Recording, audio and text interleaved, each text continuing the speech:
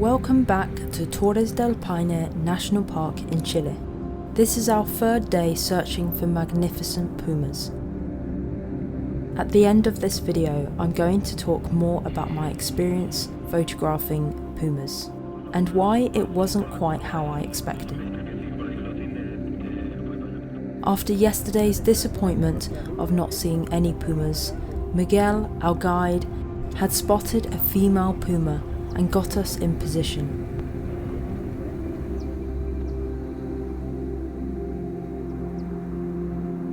The early morning light was beautiful.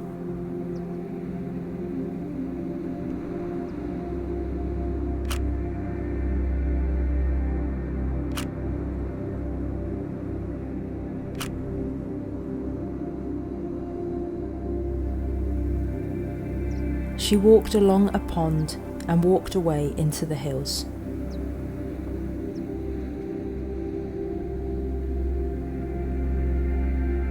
Just moments later, we rushed about 100 meters to find another beautiful puma.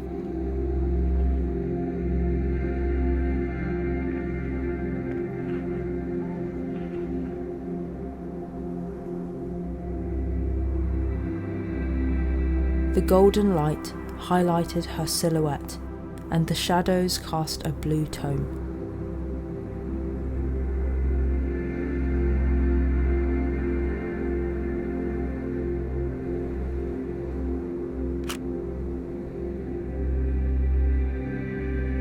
So after yesterday's disappointment of not really seeing any pumas, it was so nice to see two already this morning, and the first one was in such nice light.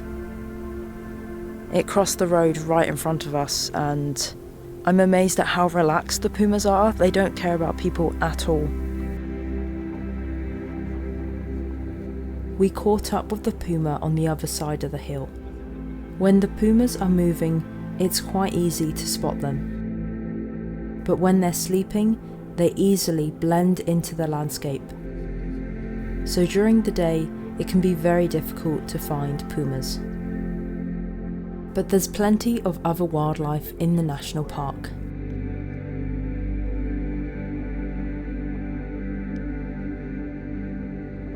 We didn't see any more pumas that day. At the end of this video, I'm going to talk about my experience in Patagonia photographing pumas, because it didn't go quite how I expected, and I'd realised what I'd seen online was quite different.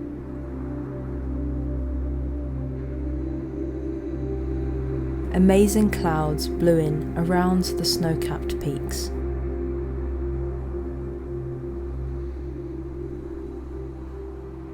Yeah.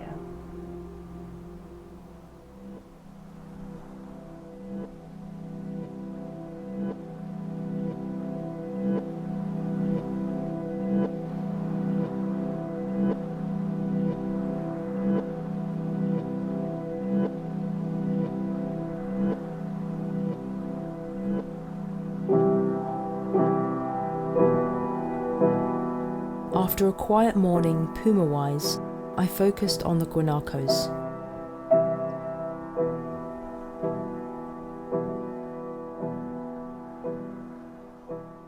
So we've just come back from our morning session, and we've now had 7 out of 10 sessions looking for pumas, and so far only 2 out of 7 sessions have actually resulted in photos. So I'm a little bit disappointed. I was given the impression that we'd have more opportunities for photos. I really do hope the last 3 sessions are good, but we'll have to see. Of course, this can be quite normal in wildlife photography, but perseverance always rewards. Just 20 minutes after I recorded that vlog, Miguel called us about a male juvenile who was resting in a hotel gardens. The puma was sleeping just 15 meters from a hiking path, so he often looked up at the groups of people walking. But he was very relaxed.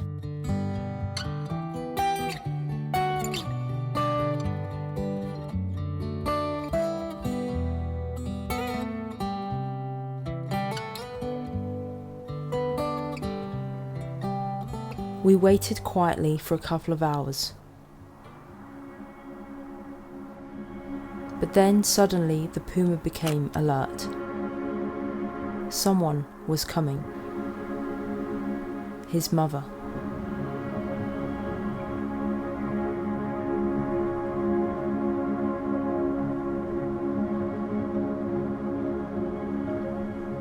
The family relaxed together, mostly unbothered by people, but still alert.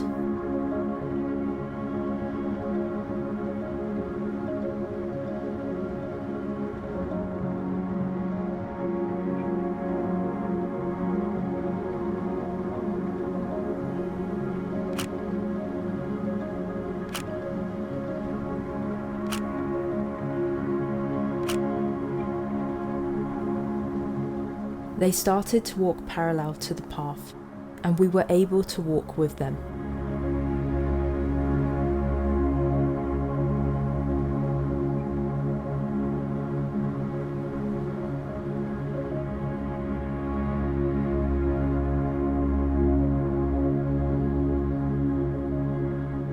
The male cub was already bigger than his mother, and he followed her closely. They were in no rush, walking slowly together.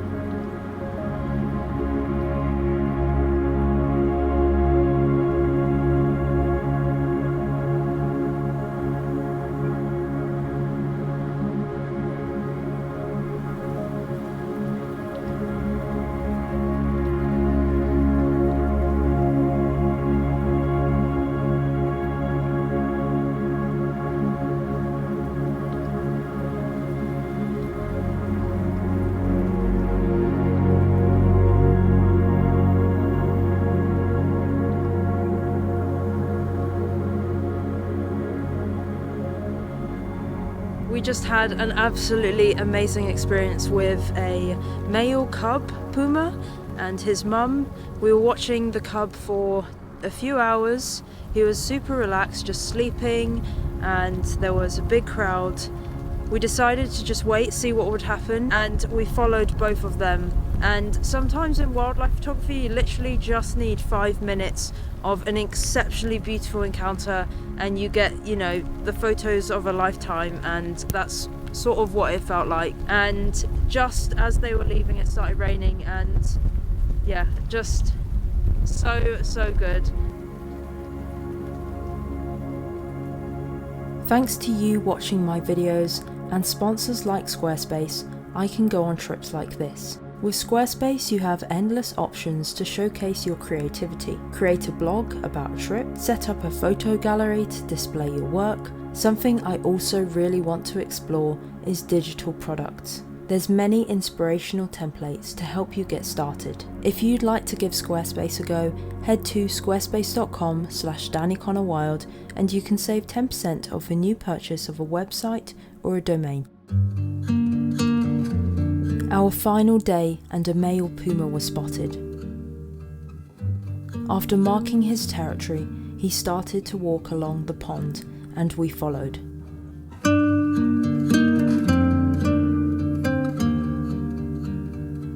Miguel had taught us never to run, but to walk calmly, and the pumas will stay relaxed.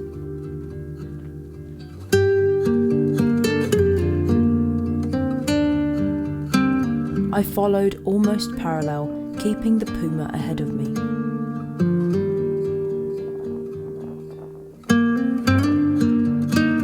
He walked away, and we unexpectedly bumped into an armadillo.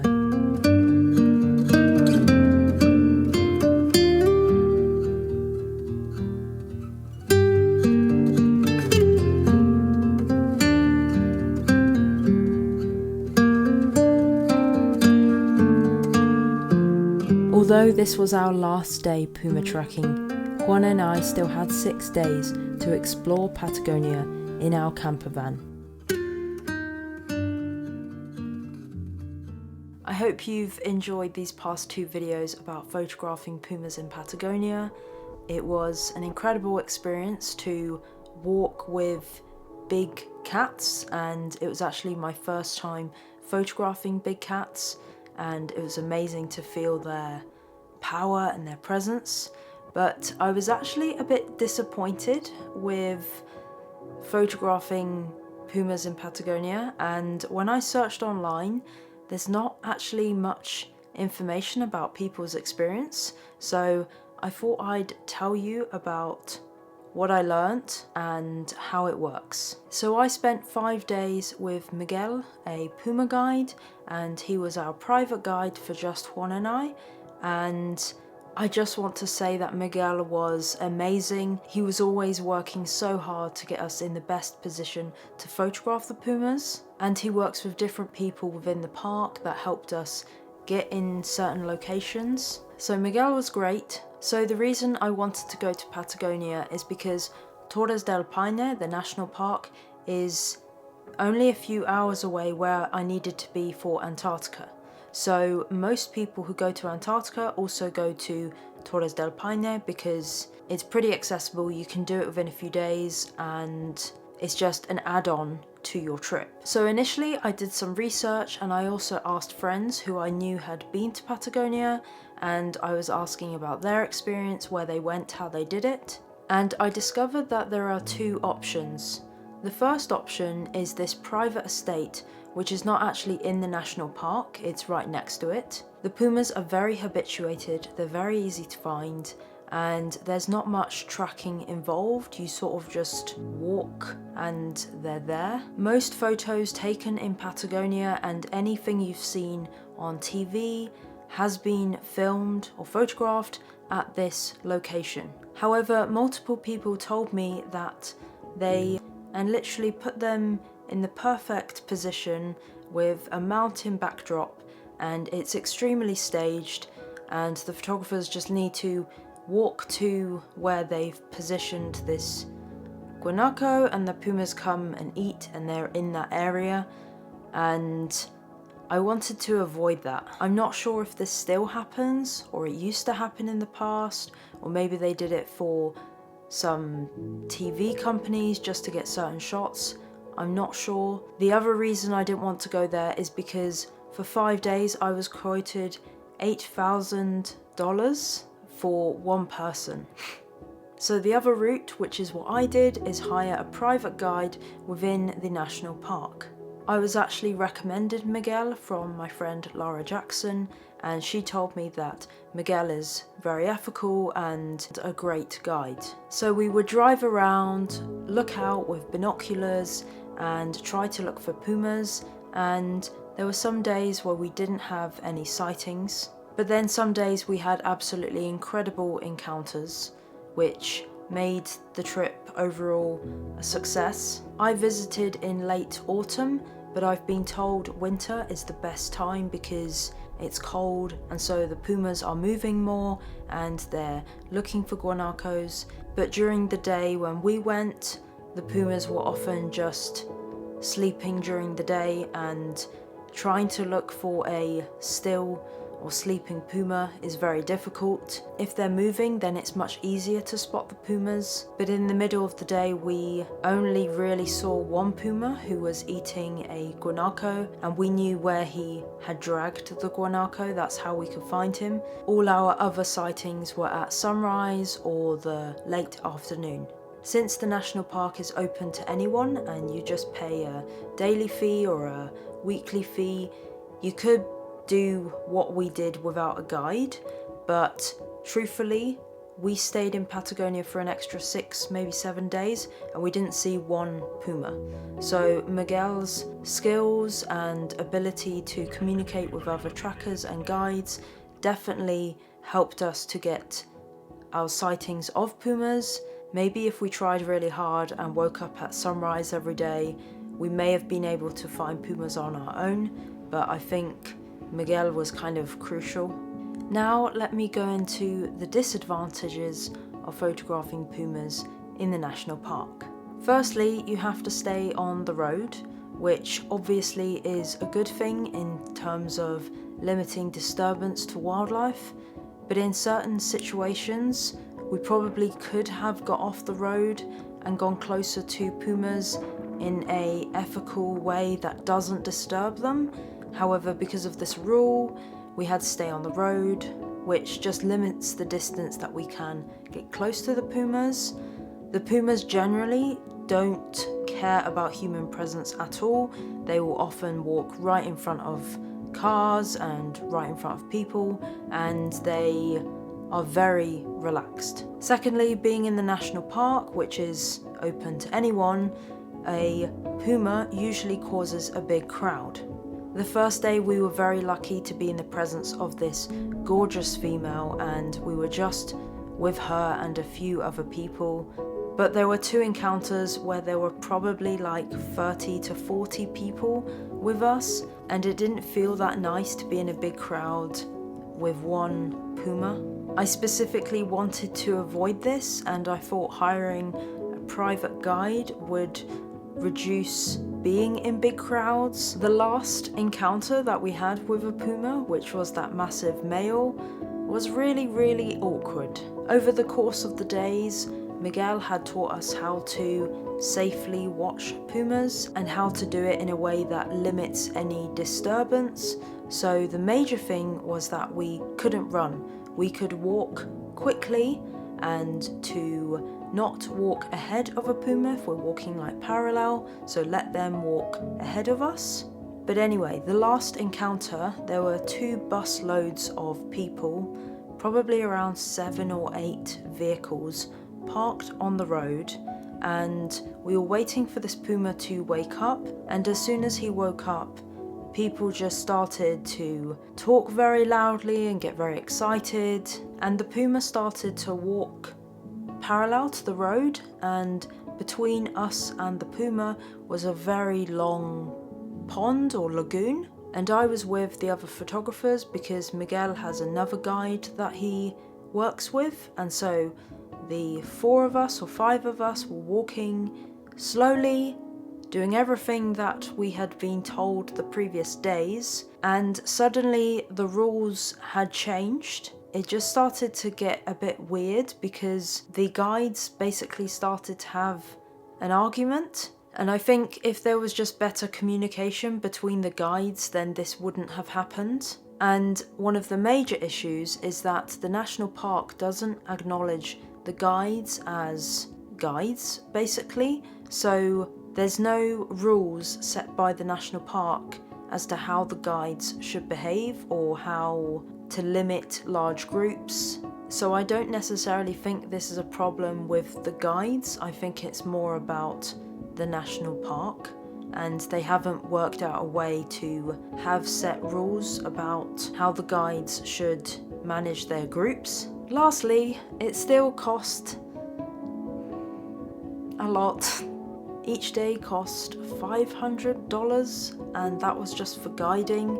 Less than 12 days in Patagonia overall cost us $8,000. We didn't stay in any fancy hotels. We cooked our own food, and sadly I'm not going to make my money back with the content from this trip. And obviously this is my job, this is my income, so you know, it's not ideal. I personally would have gone somewhere else for that money, so generally I was a bit disappointed. I also didn't feel that I had the space or the opportunity to properly connect and really appreciate the pumas, because encounters were often very rushed and there was always something weird going on in terms of conflict with a guide, or we're on private land and the manager of the hotel doesn't want us to cause a crowd, and it's just a bit, you know, awkward. I also want to add that I do believe we went at the peak of the season. A lot of the tourists who were there had just gone to Antarctica or were about to go to Antarctica and added Patagonia as an extra trip.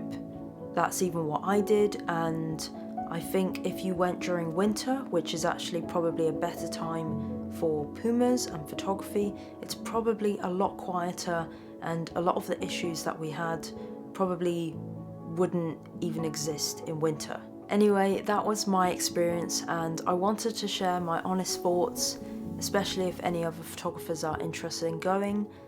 Once again, Miguel worked really hard to get us in the best position, and if it wasn't for him, we wouldn't have been able to get these kind of encounters on our own. Would I go again? Maybe in winter, but I wouldn't want to experience those crowds again. I do have another Patagonia video coming out in a few weeks, or maybe a few months, about photographing wildlife from our camper van, and we find some more penguins. We trial van life for the first time. But first I'm going to share some Sweden content. Thank you for watching. Thank you to my incredible patrons who support my work, and I'll probably see you next week.